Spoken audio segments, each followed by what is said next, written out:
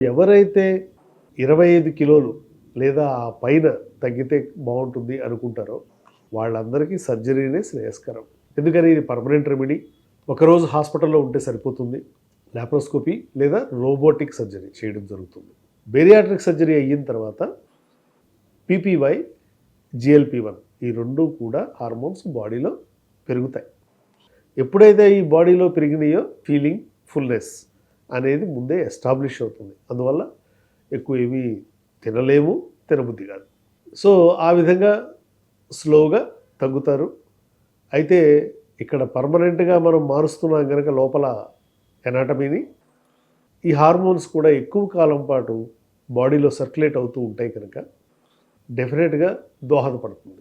Plus cost వైజ్‌గా చూసుకున్నా కూడా లాంగ్ టర్మ్ యూసేజ్ మందు బిళ్ళలు వాడే కంటే బేరియాట్రిక్ సర్జరీకి ఆప్ట్ చేయడమే బెటర్.